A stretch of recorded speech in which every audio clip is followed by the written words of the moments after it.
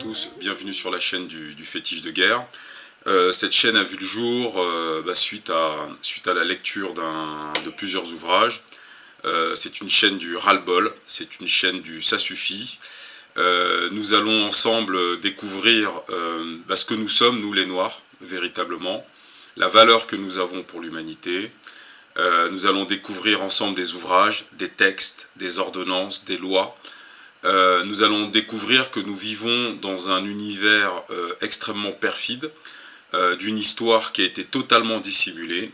Vous allez vous rendre compte, vous les Noirs qui suivez cette chaîne, que nous sommes à l'origine de toute chose, c'est-à-dire du calendrier, de l'astronomie, de l'agriculture, de la pierre de taille, des mathématiques, de la médecine. Nous allons également découvrir tout le projet de manipulation, de mensonges, toutes ces choses qui ont été mises en œuvre depuis des siècles pour tout simplement piller notre héritage et nous laisser sombrer dans une espèce de dépression latente, permanente. Par exemple, un des textes qui m'a le plus révolté personnellement, je m'imaginais il y a encore 10 ans que si un jour je me mariais, ça se ferait dans une église. Et que si un jour j'avais des enfants, je les ferais baptiser. Tout ça aujourd'hui c'est terminé. Mais c'est terminé pourquoi? Parce que je suis tombé sur un texte comme celui-ci.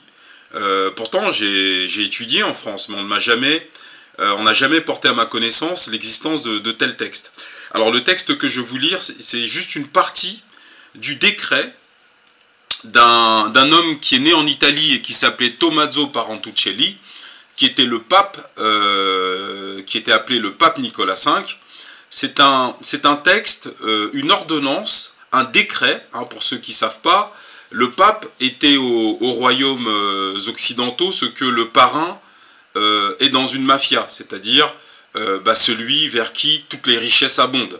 Et puis les intermédiaires en dessous s'arrosant un petit peu au passage. Mais on fait tout ça au nom du pape. Et donc, ce pape va décréter, va donner l'autorisation au roi Alphonse du Portugal, d'aller, vous allez voir, le texte est abominable. Voilà. Donc, je vais vous le lire, mais avant, je vais aussi vous préciser que sur le fétiche de guerre, nous allons étudier, voir ensemble quels sont les moyens pour économiquement réussir en dehors de notre continent et sur notre continent, c'est-à-dire nous réapproprier ce qui nous revient de droit. Voilà. Donc, voilà la lecture d'un petit passage, parce que je ne vous donne pas la totalité, vous allez vomir. Mais déjà, voilà un petit extrait. Et c'est le pape qui parle.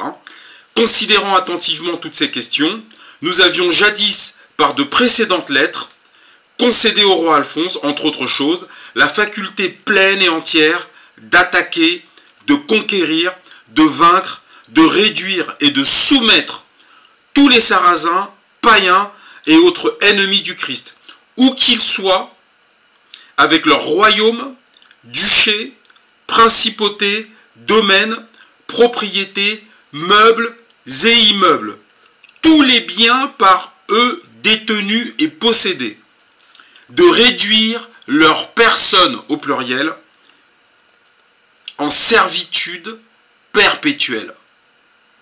Alors, ça a l'air de rien comme ça. Servitude perpétuelle, ça veut dire quoi? De réduire leur personne à l'esclavage pour l'éternité.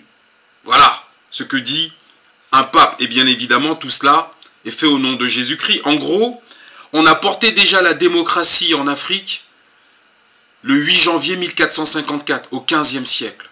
Voilà, ça c'est un des textes, enfin un petit bout de texte, qui m'a particulièrement révolté. Alors quand après ça, vous commencez à creuser, en fait tout le reste est pareil. Tout est extrêmement foireux. Donc, bienvenue sur la chaîne du fétiche de guerre. Nous allons rentrer en guerre en fait. Voilà, nous allons déjà nous réapproprier notre histoire, premièrement, et ensuite, économiquement parlant, nous allons tout exploser parce que, comme on dit chez moi, tant qu'à jouer, autant gagner. Merci.